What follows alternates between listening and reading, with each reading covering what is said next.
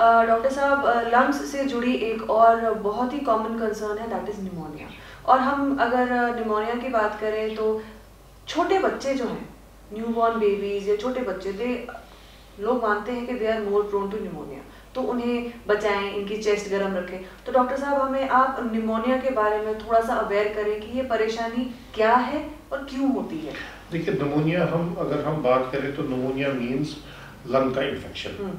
वो किसी भी वजह से हो सकता है, वो बैक्टीरियल निमोनिया हो सकता है, वो वायरल निमोनिया हो सकता है, वो फंगस की वजह से होता है, फंगल निमोनिया हो सकता है, या इनफैक्ट इनहेलेशनल कोई भी जैसे धुआं होता है, या किसी ने कोई ऐसी चीज़ ले ली जो उसके लंग्स में चली गई, एस्पिरेट हो गया, वो पानी ही हो या किसी को उल्टी हो जाती है, उसे हम एस्पिरेशन निमोनिया का नाम देते हैं। जो मैं यही कहूँगा कि लंग्स में इन्फ्लेमेशन या लंग्स में इन्फेक्शन होना, दैट मीन्स निमोनिया। यानी कि इसका ठंड से कोई लेना देना नहीं है? नहीं, ठंड एक एक्सेसरबेटिव फैक्टर है, मैं उस पर आ रहा हूँ। तो ये मैं कॉजेज बोल रहा था कि निमोनिया क्या चीज़ होती है। अब यूजुअली हम देखते हैं कि अभी हम कोविड की हम बात कर रहे थे, कोविड की वजह से जो एक वायरल इन्फेक्शन है उसमें लंग्स में इन्वॉल्वमेंट होता था, तो एक वायरल निमोनिया की शक्ल इख्तियार करता था, जिसे हम कोविड निमोनिया का नाम देते थे। ऐसे ही विंटर में जो है काफ़ी कॉमनली हम देखते हैं कि वायरसेस और जैसे इन्फ्लुएंजा, पैरा इन्फ्लुएंजा है या कोई भी वायरस है, वो हमारे लंग्स को इन्वॉल्व करके निमोनिया कॉज कर सकता है। या अगर हम कम्युनिटी एक्वायर्ड निमोनिया की बात करें तो उसमें हम देखते हैं कि जैसे स्ट्रेप्टोकोकस है, हीमोफिलस है, मरक्ज़ला है, ये ऐसे ऑर्गेनिजम्स हैं जो हम कॉमनली देखते हैं कि जो हमारे कम्युनिटी एक्वायर्ड निमोनिया में हम लंग्स को इन्वॉल्व करते हैं। या टीबी की वजह से इन्फेक्शन, उसमें भी लंग्स में इन्वॉल्वमेंट होता है, तो ट्यूबरकुलर निमोनिया का नाम उसे हम देते हैं। या एस्पिरेशन निमोनिया की हम बात कर रहे थे। तो अब जो ठंड की आप बात कर रहे थे, विंटर्स और बच्चों की आप बात कर रहे थे कि इनमें ज़्यादा ये क्यों पाया जाता है। देखिए, अगर हम पहले एज का बात करें तो बच्चे जो होते हैं उनका इम्यून सिस्टम जो होता है वो पूरा डेवलप नहीं हुआ होता है। ऐसे ही जो हमारे बुजुर्ग होते हैं more than 60 years of age, उनमें भी इम्यून सिस्टम वीक होता है। या कोई भी ऐसा पेशेंट होता है जिसको किसी और सिस्टम की बीमारी होती है जिसकी वजह से उसकी इम्यून सिस्टम पे असर पड़ता है, इम्यून सिस्टम वीक होता है, तो ये ज़्यादा ससेप्टेबल होते हैं निमोनिया डेवलप होने में। और बच्चों में जैसे हम पहले भी बात कर रहे थे कि बच्चों की जो विंड पाइप होती है वो बहुत नैरो होती है। अगर थोड़ी सी भी इन्फ्लेमेशन हो जाती है तो इसको वो चोक कर देती है, हमारा बलगम जो होता है वो अंदर बंद हो जाता है, इन्फ्लेमेशन या म्यूकस अंदर बंद हो जाता है, जो ससेप्टेबल एक बना देता है एक बच्चे को ये इन्फेक्शन ज़्यादा होने से या निमोनिया होने से। तो अब ठंड का क्या वास्ता है? देखिए, जब हम ठंडे की तरफ जाते हैं, हमारी जो एक विंड पाइप होती है इसमें एक बाल होते हैं जिसे हम सीलिया कहते हैं। तो उसका काम ये होता है कि जैसे हम कुछ भी हमारे अंदर जरासीम जाए, हमारे अंदर एलर्जन जाए, तो वो कंटिन्यूसली बीट करते रहते हैं और कोशिश यही रहती है कि वो इस जरासीम को या इस एलर्जन को थ्रू आउट करे। तो लेकिन जब हमारा ठंडे का मौसम आता है, बिकॉज ऑफ ठंड और विंटर्स में हम देखते हैं कि हमारी एटमॉस्फेरिक ह्यूमिडिटी जो है, ह्यूमिडिटी भी कम हो जाती है। Humidity come along with cold ये इंसीलिया को पैरालाइज कर देती है। तो जब ये पैरालाइज होते हैं, जो हमारे जरासीम या एलर्जन जो है वो अंदर जब जाते हैं तो इनको हम बाहर नहीं फेंक सकते वापस। तो इसकी वजह से ठंड में हम देखते हैं कि ये जो जरासीम अंदर जाते हैं ये लंग्स में अपना जगह बना लेते हैं, तो जिसकी वजह से हम ज़्यादा ससेप्टेबल होते हैं कि विंटर में ज़्यादा निमोनिया हो जाए। अब सर्जरीज के लिए बाहर जाने की जरूरत नहीं, क्योंकि वादी का पहला सुपर स्पेशलिटी हॉस्पिटल मेडिकेयर काकसराय चौक श्रीनगर में शुरू हुआ है, जिसको मुल्क के कुछ नामवर हॉस्पिटल्स के साथ कंपेयर किया जा सकता है। मेडिकेयर हॉस्पिटल में सारे ऑपरेशन थिएटर्स में इक्विपमेंट्स और मॉड्यूल्स 100% जर्मनी इंपोर्टेड है। यहाँ 7 bed, life saving equipments, imported semen ventilators के साथ साथ बच्चों के वेंटिलेटर्स की सहूलत भी दस्तयाब है। हर वार्ड खासकर पेशेंट रूम में ऑक्सीजन सप्लाई बेड के साथ ही लगी है। ऑपरेशन थिएटर और आईसीयू में laminar flow air condition system के साथ मौजूद है। इसके अलावा PET scan, nuclear gamma camera, 3 Tesla MRI, lab facility के अलावा क्वालिटी मेडिसिन फार्मेसी काउंटर पर दस्तयाब है। खासकर कार पार्किंग भी मौजूद है। तो याद रखें, मेडिकेयर सुपर स्पेशलिटी हॉस्पिटल, काकसराय चौक, श्रीनगर, नजदीक SMHS हॉस्पिटल। आपने जब इसके बारे में आप एक्सप्लेन कर रहे थे तो आपने कोविड का जिक्र किया, तो यहाँ जो हमारे व्यूअर्स हैं उन्हें भी पता होगा कि एज अ कोविड वॉरियर आपने जो कंट्रीब्यूशन सोसाइटी के लिए दिया है वो इमेजरेबल है, जिसके लिए आपको प्राइम मिनिस्टर श्री नरेंद्र मोदी ने भी एक्नॉलेज किया है। पहले हम आपसे जानना चाहेंगे सबसे पहले कि कोविड के बारे में यहाँ किसी को कोई नॉलेज नहीं थी, थोड़ा बहुत चाइना में फैल रहा था बट स्टिल हम सब यहाँ अनअवेयर थे। तो जब ये आपको पता चला एज अ डॉक्टर कि ये हमारी तरफ आ रहा है, तो उस टाइम पे क्या आपने इस चीज को एक्सपेक्ट किया था कि इसका इम्पैक्ट अक्रॉस द ग्लोब इस तरीके का होगा? देखिए, जब ये वो चाइना में, मैं यहाँ की बात नहीं करूँगा, मैं तो पूरे वर्ल्ड की बात करूँगा। किसी को इस बीमारी के बारे में पता नहीं था, कॉज क्या है, कहाँ से वायरस आया है, क्या क्या सिम्टम्स पैदा कर सकता है, क्या क्या प्रिवेंटिव मेजर्स लेने हैं। तो जब ये चाइना में शुरू हुआ तो आप मतलब आप चौंक जाएंगे कि मैं उस टाइम चाइना में खुद था जब ये पहला केस वहाँ पे डिटेक्ट हुआ। अच्छा। तो जो ही हम यहाँ पे वापस आए तो हमने सुना कि बैकग्राउंड में वहाँ पे चाइना में ऐसे बीमारी फैली हुई है। तो जब उनका इन्फेक्टिव पावर वहाँ पे देखा गया तो WHO ने अलार्म पैदा किया कि ये पैंडेमिक की सूरत हाल इख्तियार कर सकता है, और वैसा हुआ भी। जो इन्फेक्शन जो है वो फैल गया और दुनिया के हर किसी कोने में कोई ऐसी जगह नहीं बची जहाँ पे इन्फेक्शन नहीं पाया गया। तो जो ही ये पैंडेमिक का अनाउंसमेंट हुआ तो I think the government was proactive at that time कि उसी टाइम हमारी जो लैब्स वगैरह थी, हालांकि उस टाइम तो 2 ही लैब्स थी, अगर स्किम्स की बात करें या हमारे CGS में जो माइक्रोबायोलॉजी की लैब थी, वही 2 लैब्स उस टाइम अवेलेबल थी जहाँ पे ये टेस्टिंग फैसिलिटी शुरू की गई। तो even before the first case was detected हमारी टेस्टिंग फैसिलिटी जो है वो उसी टाइम शुरू हो गई थी। और सेकेंड, हॉस्पिटल्स भी डेजिग्नेट किए गए क्योंकि ये रेस्पिरेटरी बीमारी थी। तो I along with my team had a meeting, तो वी थॉट दैट क्योंकि ये रेस्पिरेटरी बीमारी है तो we should take it in our lab and try to handle it. तो जो ही हमारी फिर सब्सिक्वेंट मीटिंग्स हुई हमारे मेडिकल कॉलेज में, so we took the responsibility of dealing with the disease because it was primarily जो है ये लंग्स की डिजीज थी। तो हमें भी उसके बाद उस टाइम इस बीमारी के बारे में कुछ नहीं पता था कि क्या क्या सिम्टम्स इस पेशेंट में आ सकते हैं, किस लेवल तक एक पेशेंट इन्वॉल्व हो सकता है और क्या क्या इंफ्रास्ट्रक्चर की ज़रूरत है। तो लेकिन जो ही टाइम बढ़ता गया हमारा इंफ्रास्ट्रक्चर भी बिल्डअप हुआ in the form of machinery, wards, ventilators, ICU develop हुआ, ऑक्सीजन की फैसिलिटी अपग्रेड की गई। हमारे अस्पताल में ही पूरे UT की अगर हम बात करें, even at the level of primary health centres oxygen की अवेलेबिलिटी इंश्योर की गई। और धीरे धीरे हमें भी पता चला कि ये बीमारी क्या है, क्या क्या सिम्टम्स है, किस लेवल तक जा सकती है। और साथ साथ हमें भी उतना ही डर उसमें था जितना एक आम आदमी में था, क्योंकि उस टाइम पहले अगर कोई इन्फेक्शन में मतलब होता था, एक वो वर्चुअली मान लेता था कि शायद ये डेथ सेंटेंस है उसके लिए। ऐसा नहीं था। धीरे धीरे हमें भी पता चला कि ये बीमारी क्या है। ये मेजॉरिटी ऑफ द पीपल जो है वो ठीक हो जाते हैं, ऐसा नहीं है कि हर किसी की सीवियर डिजीज में मुब्तला होते हैं। तो लेकिन ये हमारे लिए एक स्टार्ट में एक नई एक्सपीरियंस थी, क्योंकि गाइडलाइंस चेंज होती रही। पहले जब पेशेंट आए तो हर किसी पेशेंट को, वो सिम्टोमेटिक हो या ना हो, उसको अस्पताल में एडमिट किया जाता था। अस्पताल में यूजुअली हम ऐसे पेशेंट्स को एडमिट करते हैं जिनको ट्रीटमेंट की ज़रूरत पड़ती है और जिनको अदविया की ज़रूरत पड़ती है। लेकिन ये ऐसी बीमारी थी जिसके अगेंस्ट कोई ट्रीटमेंट अवेलेबल नहीं था। पेशेंट्स मेजॉरिटी जो है वो एसिम्प्टोमेटिक थे। पेशेंट्स भी परेशान थे कि हमें क्यों अस्पतालों में कैद किया गया है, और हमें भी उनको कन्विंस करने में बहुत परेशानी हो रही थी कि आपको क्यों यहाँ पे रखा गया है। वो उसको कैद खाना समझ के लोग पूरी कोशिश करते हैं कि हम यहाँ से निकल जाए। हमारी कोशिश यही रहती थी कि हम उनको कन्विंस करें तो वहाँ पे बैठें ताकि वो उनका इन्फेक्शन खत्म हो जाए, तो उसके बाद उनको वापस कम्युनिटी में वापस भेजा जाए।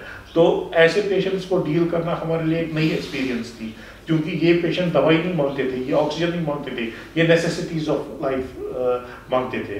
क्योंकि ऐसी उस टाइम ऐसा खौफ था कि इन पेशेंट्स के सामने कोई नहीं आता था। हाँ, उनके अपने जो थे दोस्त हो, रिश्तेदार हो, कोई नहीं आता था हॉस्पिटल में। और हमें इनकी पर्सनल नीड्स का भी ख्याल रखना पड़ता था। एक टूथपेस्ट लेके हर किसी चीज़ को लेके हमें उनके पास जाना पड़ता था, उनको कन्विंस करना था हम आपको सब फैसिलिटीज़ यहाँ पे देंगे, आप लेकिन हमारे साथ कोऑपरेट करके और अस्पतालों में आराम से बैठिए। डॉक्टर साहब, आप जैसे बात कर रहे हैं ना, हम ये किस्सा दिमाग में 1 से 2 से 10 लोगों का इमेजिन कर सकते हैं, क्योंकि एक डॉक्टर भी एक इंसान ही है, कितनों को हैंडल कर सकता है। पर जिस तरह से हमने देखा हुजूम उमड़ पड़ा था हॉस्पिटल्स में, वो नज़ारा ही अलग था और खौफनाक था।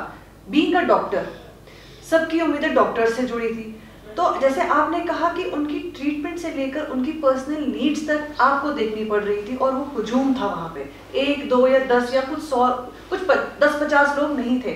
तो being a doctor and being a human yourself, doctor साहब वो नज़ारा क्या था? क्योंकि वो चीज़ हम एक्सपीरियंस नहीं कर सकते, हम आपके एक्सपीरियंस से वो चीज़ महसूस कर सकते हैं। That's why I am saying कि हमारे लिए भी एक नई एक्सपीरियंस थी। We are usually used to treating patients, उनकी दवाइयाँ लिखना, उनको दवाइयाँ एडमिनिस्टर करना, ये हमारा काम था। लेकिन हमारे लिए एक नई एक्सपीरियंस थी कि we were acting as counsellors, क्योंकि हम काउंसलिंग कर रहे थे पेशेंट्स की, और उनके most of the patients would get irritated and they some even got abusive. तो कि नहीं वो ये बीमारी नहीं है, ये चाल है। आपने भी सुना होगा, मीडिया में भी था कि ये गवर्नमेंट की चाल है, उसकी चाल है। तो हमें बड़ा मुश्किल हो रहा था पेशेंट को कन्विंस करना कि आप यहाँ पे बैठे हैं, ये आपकी बेहतरी के लिए है, ये कम्युनिटी की बेहतरी के लिए है, मोर देन। लेकिन फिर धीरे धीरे जब लोगों को भी इस बीमारी के बारे में पता चला कि ये ठीक हो रही है, और हमें कोशिश करनी चाहिए कि अगर कोई भी पेशेंट इन्फेक्ट होता है उसको आइसोलेट करना है, अगर सिम्टम्स नहीं है तो, या माइनर सिम्टम्स है, उसको सिम्टोमेटिक ट्रीटमेंट लेके घर पे आइसोलेशन में रखा जा सकता है। तो फिर जैसे गवर्नमेंट की गाइडलाइंस भी चेंज हो गई, होम आइसोलेशन का कंसेप्ट आ गया, तो उस स्टेज पे हमारे हॉस्पिटल्स का बर्डन जो है वो कम हो गया। तो इसकी वजह से फिर हमारे अस्पतालों में ऐसे पेशेंट्स आए जिनको वाकई में अस्पतालों में रहने की ज़रूरत पड़ती थी, जो सिम्टोमेटिक थे या किसी बाकी बीमारियों में मुब्तला थे, जिनको हॉस्पिटलाइजेशन की ज़रूरत पड़ती थी। फिर सेकेंड वेव आई। सेकेंड वेव में आपने देखा कि जो हमारी डेल्टा स्ट्रेन थी उसने कितना हैवक मचाया, डेथ के नहीं, सीवियरिटी ऑफ डिजीज ज़्यादा थी। प्रेडोमिनेटली लोग, इनफैक्ट उस स्टेज पे तो ऐसा था कि जैसे हमने पहली वेव में देखा था कि मेजॉरिटी जो हॉस्पिटलाइजेशन जिनको जरूरत पड़ती थी वो एल्डरली होते थे, या वो ऐसी मरीज होते थे जिनको कोमॉर्बिडिटीज होती थी। लेकिन सेकेंड वेव में हमारे जवान भी जो थे वो भी निमोनिया में मुब्तला हुए, जिनको कोई कोमॉर्बिडिटी नहीं होती थी। तो उस टाइम ऑक्सीजन की आपने देखी कि कितनी मारामारी हो गई, क्योंकि ट्रीटमेंट कोई अवेलेबल था नहीं, हर किसी पेशेंट्स को ऑक्सीजन की ज़रूरत थी। और फॉर्चुनेटली हमारी यूटी में कोई ऐसा पेशेंट नहीं रहा होगा जिसको ऑक्सीजन की वजह से डेथ हुई होगी। हर किसी लेवल पे ऑक्सीजन की अवेलेबिलिटी इंश्योर की गई by government, even at primary health centres, panchayat houses में तक बेड्स एलोकेट किए जहाँ पे ऑक्सीजन अवेलेबल था। या हमारे एनजीओज ने उस टाइम कितना काम किया, या प्राइवेट सेटअप्स में जो ऑक्सीजन कॉन्सेंट्रेटर्स प्रोवाइड किए गए ताकि जो माइल्ड केसेस है वो घर पे ही ट्रीट हुए। तो मुझे नहीं लगता कि हमारी यूटी में उतनी बुरी हालत हुई जितनी बाकी मेट्रोज में हुई। मेट्रोज का हेल्थ केयर इंफ्रास्ट्रक्चर अगर आप देखें वो फार बेटर देन आवर्स है, लेकिन वहाँ पे आपने देखा कि लोगों की डेथ्स एम्बुलेंसेज में हुई just because of shortage of oxygen in the hospitals. दोस्तों, अगर आप किसी भी तरह के दर्द जैसे migraine, sciatica, lower back pain, upper back pain, neck pain, cancer और उससे जुड़े दर्द, न्यूरोपैथिक पेन, मायोफेशियल पेन या स्लिप डिस्क के दर्द से परेशान हैं, तो इसके इलाज और मैनेजमेंट के लिए transformation procedure, ozone discectomy, intramuscular stimulation यानी IMS, चाइनीज एक्यूपंक्चर और बाकी मॉडर्न टेक्निक्स के फायदे के लिए आप मिल सकते हैं डॉक्टर मोहम्मद यूसुफ से, जो है consultant palliative physician, senior acupuncturist, awareness ambassador NPAC USA, member of Indian society for study of pain, member of Indian association of palliative care. इनसे मिलिए और दर्द और पेन किलर्स को हमेशा के लिए कहिए बाय बाय। इनसे आप कंसल्टेशन के लिए मिलने आ सकते हैं Bindroo health zone, IG Iqbal park, Srinagar, और यहाँ के अपॉइंटमेंट नंबर्स हैं 0194 2313 803, 0194 2313 849। और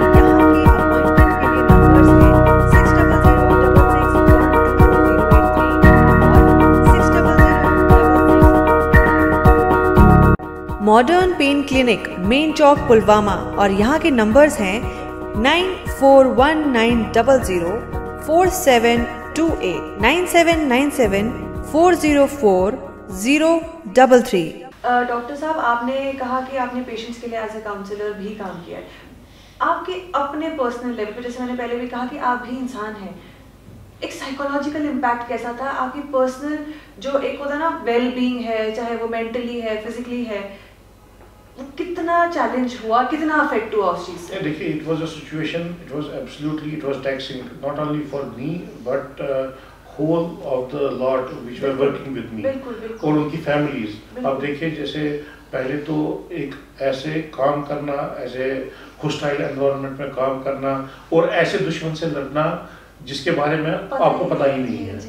so it was a new experience. और उसके बाद अपने को रिस्क ऑफ इन्फेक्शन, उसके बाद अपने घर वालों से दूर रहना, क्योंकि उन दिनों जिन दिनों हम वार्ड्स में जाते थे तो हमने गवर्नमेंट ने एक अकोमोडेशन प्रोवाइड की थी जहां हम आफ्टर हॉस्पिटल्स वहीं पे रहते थे और घर कई दिनों तक नहीं जाते थे, क्योंकि घर पे भी खतरा रहता था कि ये इन्फेक्शन वहाँ पे ट्रांसमिट ना हो। तो ये एक नई एक्सपीरियंस थी और you had to be mentally very tough to deal with it. लेकिन धीरे धीरे जो ही टाइम गुजरता गया, थिंग्स ईज्ड आउट, मतलब लोगों को भी और हमें भी पता चला कि बीमारी कैसे हैंडल करनी है, क्या क्या प्रिकॉशनरी मेजर्स लेने हैं, कैसे पेशेंट्स को ट्रीट करना है। And I think we did quite well to deal with the situation. I should say, in fact we should say कि hats off to you and many other doctors जिन्होंने अपनी जान दांव पे लगाकर, हर चीज़ दांव पे लगाकर, with immense experience आपने हम सबको इस कोविड की सिचुएशन को कंट्रोल किया और पेशेंट्स को जितना हो सका आपने उन्हें बचाने की, इससे दूर रखने की एक कोशिश की। कोशिश मैं नहीं कहना चाहती क्योंकि वो एक्चुअली कोशिश नहीं थी वो, क्योंकि जो आपने किया उसके नतीजे सबने देखे अक्रॉस दी ग्लोब। डॉक्टर साहब, मैं यहाँ एक सवाल आपसे वैक्सीनेशन से जुड़ा करना चाहती हूँ।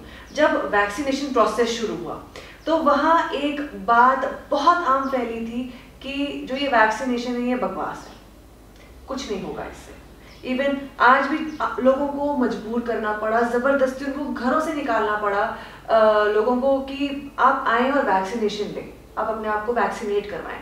डॉक्टर साहब, पहले तो मैं जानना चाहूँगी कि जो ये वैक्सीनेशन था, इस वैक्सीन की जो वो छोटी सी बॉटल है, वो बॉटल में जो मेडिसिन है वो एक्चुअली करती क्या है जिसकी वजह से उनको इस वैक्सीनेशन को मैंडेटरी किया गया था?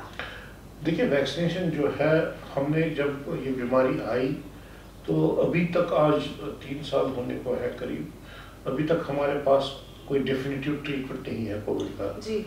तो हमने पहले ही जब ये बीमारी आई तो उसी टाइम हमने कहा था, या हेल्थ केयर वर्कर्स का कहना था, एक्सपर्ट्स का कहना था कि अगर हम इस बीमारी को कंट्रोल करना चाहते हैं तो या तो प्रिकॉशनरी मेजर्स लेने हैं या तो एक इफेक्टिव वैक्सीन आ जाए जो हमें इस बीमारी से प्रोटेक्ट कर सकता है।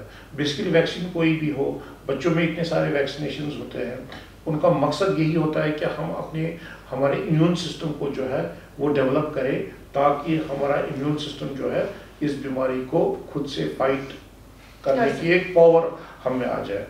तो चूंकि जब ये वैक्सीन आया तो ये नहीं आपने एक अल्फाज इस्तेमाल किया कि इफेक्टिव नहीं है। हाँ। देखिए, उससे ज़्यादा इफेक्टिव हो या ना हो वो सेकेंडरी बात थी। लोगों में मिथ्स जो है या मिसकंसेप्शंस जो हैं इस वैक्सीन के बारे में बहुत थे, जैसे हम मर जाएंगे। बिल्कुल, इसमें नहीं, आप देखिए कितने मिथ्स आए जो सोशल मीडिया के थ्रू डिसमिनेट हुए और लोग यहाँ पे ज़्यादा नेगेटिव की तरफ ज़्यादा सोचते हैं, ये नहीं देखते कि पॉजिटिव इसमें कितने हैं। जैसे क्लॉटिंग का आपने देखा, क्लॉटिंग के कि क्लॉट की वजह बन जाते हैं तो उसकी वजह से मर जाते हैं, या कोविड इससे हो जाएगा, या इनफर्टिलिटी, यंग फीमेल्स में इनफर्टिलिटी हो जाएगी बिकॉज ऑफ दिस वैक्सीन। इसमें कोई साइंटिफिक रीज़न नहीं था। हाँ, नॉर्मली जो वैक्सीन आता है उस पर रिसर्च होता है, उस रिसर्च में ट्रायल्स होती है और इसको 3 से 5 साल लगते हैं इन ट्रायल्स को होने में टू एसरटेन द सेफ्टी। लेकिन हमारी सिचुएशन ऐसी, पैंडेमिक की ऐसी सिचुएशन थी कि उसमें जल्दी से जल्दी इसके ट्रायल्स किए गए और इमरजेंसी ऑथराइजेशन इसको मिली कि हम कम्युनिटी में दें, और इसमें कम्युनिटी में तब उसको दिया गया जब उसकी सेफ्टी जो है वो एसरटेन की गई डिफरेंट ट्रायल्स की वजह से। और हम हर किसी दवाई, वैक्सीन हो, दवाई हो या कोई भी चीज़ किसी पेशेंट को देने से पहले ये देखते हैं कि उसमें ज़्यादा फायदे हैं या ज़्यादा नुकसान हैं। देखिए, अगर आप मल्टीविटामिन की गोली भी लें उसमें भी अपने साइड इफ़ेक्ट्स होते हैं, लेकिन हम पेशेंट को इसलिए देते हैं क्योंकि उस पेशेंट को उस दवाई से या उस मल्टीविटामिन से या उस एंटीबायोटिक से ज़्यादा फायदा होगा, न कि ज़्यादा नुकसान होगा। So we have to weigh the pros and cons of giving any medicine to any. तो इसमें जो है वैक्सीन में देने से ज़्यादा फायदा था न कि न देने से। बाकी जो हमने भी अभी तक देखे तो जो मेजॉरिटी ऑफ द पेशेंट्स जिनमें भी साइड इफेक्ट्स हुए, they were limited to local site inflammation, pain होना जहाँ पे इंजेक्शन लगता था, बुखार आना या माइनर जुकाम होना, ऐसे कॉमन साइड इफेक्ट्स से जो हर किसी में नहीं हुए लेकिन काफ़ी लोगों में हुए। लेकिन जो ये सीरियस साइड इफेक्ट्स की बात की जा रही थी, they were almost negligible, 1 in a million। I don't think कि अगर एक बंदे को 1 मिलियंस में कोई साइड इफेक्ट हो जाए, दैट इज़ नॉट अकाउंटेबल। वो तो हर किसी दवाई के साथ एसोसिएटेड होता है। लेकिन हमने खुद प्रैक्टिकली देखा जो ही फर्स्ट वेव के बाद जो हमारी जो सेकेंड वेव आई, जिन लोगों ने वैक्सीनेट हुए थे उनमें जो सीवियरिटी ऑफ डिजीज थी वो बहुत कम थी। सो ये ऐसा कहना बिल्कुल गलत है कि वैक्सीन कोई इफेक्टिव नहीं था। We practically saw second wave के बाद आप जो हम देखें अस्पताल में जो भी एडमिटेड थे patients with severe disease, they were those who were unvaccinated.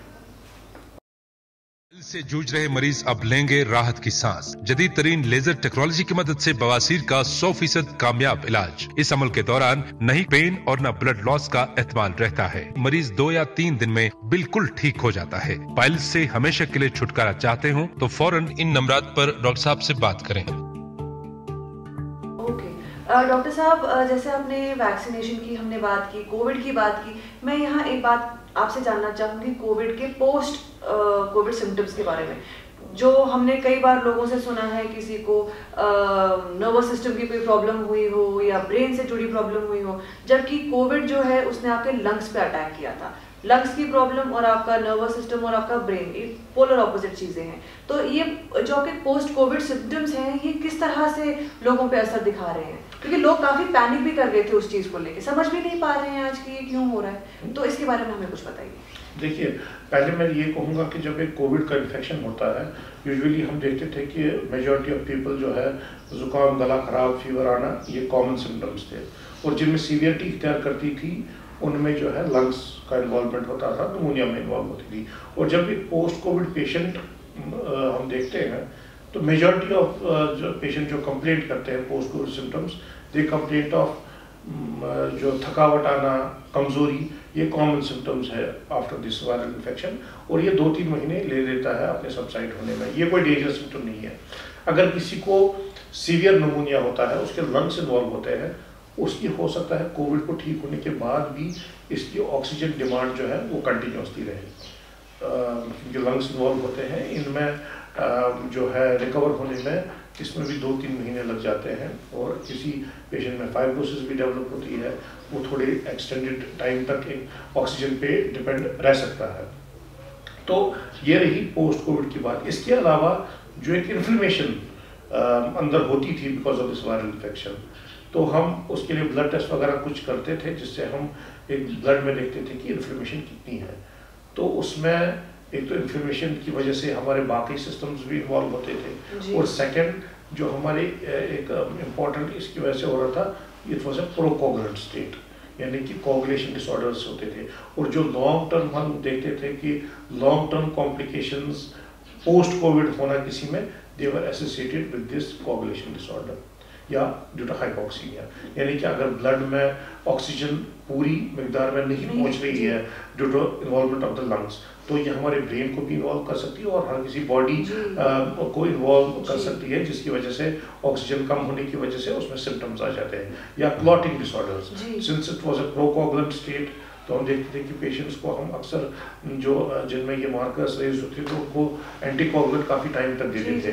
तो ये एंटीकोगुलेंट जिस पेशेंट में नहीं चलता था उसमें हायर रिस्क रहता था कि उसको क्लॉट कहीं पे बन जाए, और वो ब्रेन में भी बन सकता है, वो किसी ब्लड वेसल में कहीं पे भी बन सकता है, और उसका इन्वॉल्वमेंट हो सकता है। हमने काफ़ी देखी कि पोस्ट कोविड हमने स्ट्रोक्स देखे पेशेंट्स में, strokes because of this coagulation disorders.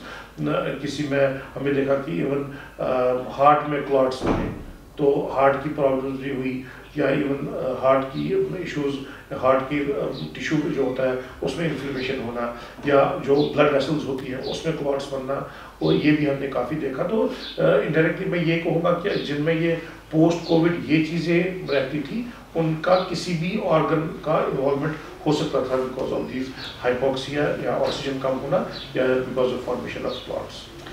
Doctor साहब, अब अगर कोविड से जुड़ा मेरा अगर आपसे एक लास्ट सवाल होगा तो वो यही होगा कि over the period of decades, या अगर हम हिस्ट्री देखें, जो पेंडेमिक या एपिडेमिक जब भी आया है तो वो एक सर्टेन पीरियड तक रहा है जब तक वो डाइल्यूट हुआ है। तो डॉक्टर साहब, अब अगर हम कोविड की बात करें तो इसे डाइल्यूट होने में कि लोग कहीं एक्चुअली जब हम कहते हैं ना कि मास्क उतार के हम चल पाए बेफिक्र होके, वो समय कब आएगा, कितनी ड्यूरेशन के बाद? देखिए, मैं इसमें दो चीज़ें बताऊँगा। इसमें वैक्सीनेशन का इम्पोर्टेंट रोल है, और वैक्सीन आगे कैसे बिहेव करेगा उसका बहुत इम्पोर्टेंट रोल है। वैक्सीनेशन इस टाइम आप देखें, अगर हम फॉरेन कंट्रीज़ की बात करें तो बहुत सारी कंट्रीज़ में मास्क को इवन बैन किया गया है, आप मास्क अब ना पहने, क्योंकि उनकी इम्यूनिटी जो है वो काफ़ी डेवलप हो चुकी है बिकॉज ऑफ वैक्सीनेशन। उनमें 2 डोज तो मैंडेटरी जो थे वो लगे ही हैं, और उनमें जो बूस्टर या प्रिकॉशनरी डोज की जो हम बात करें वो भी लगा हुआ है। और जब more than 85% of the population is vaccinated, so we can generalise कि अब सब पॉपुलेशन जो है वो इम्यून है। तो इस लेवल पे उन्होंने ये डिसाइड किया है कि अब हम कोई एडवाइजरी नहीं इशू करेंगे मास्क पहनने की। एक तो हो गया वो वैक्सीनेशन का रोल, सेकंड हो गया वायरस कैसे बिहेव करेगा। जैसे हमने देखा फर्स्ट वेव में इन्फेक्टिविटी वायरस की कुछ थी, सीवियरिटी कम थी डिजीज की। सेकेंड वेव में हमने देखा सीवियरिटी ज़्यादा थी, इन्फेक्टिविटी ज़्यादा थी।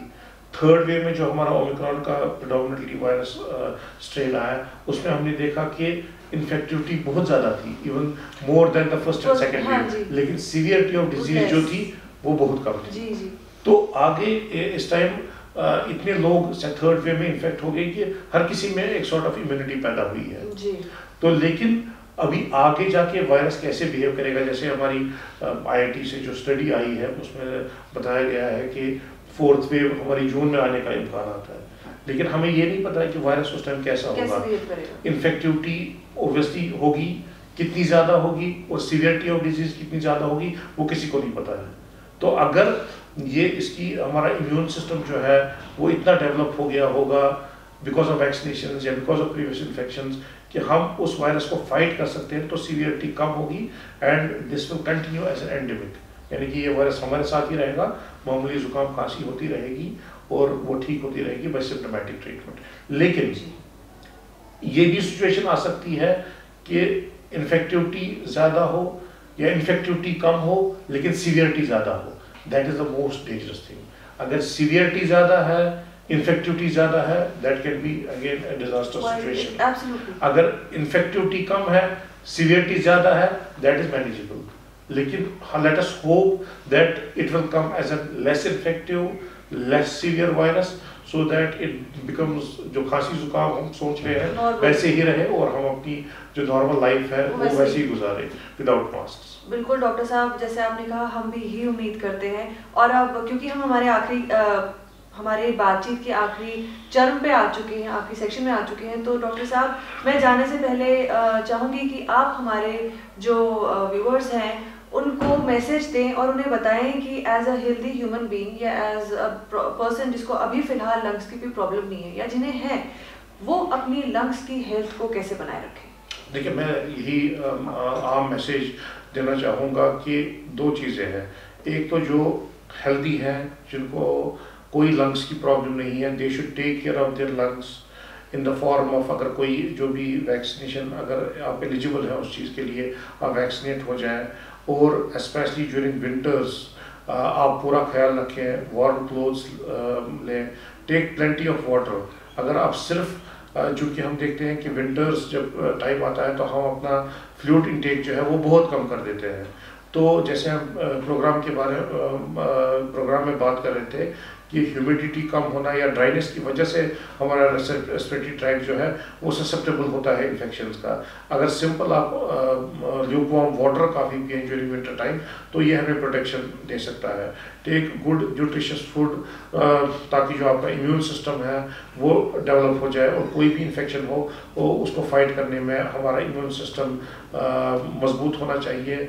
इसके अलावा जो बिद्दात हैं, जैसे हम स्मोकिंग की बात कर रहे थे, उससे दूर रहें क्योंकि ये हमारे इम्यून सिस्टम को भी वीक करता है, हमारे लंग्स को भी वीक करता है और बॉडी में जो भी बीमारी हो सकती है उसमें स्मोकिंग का एक रोल हो सकता है।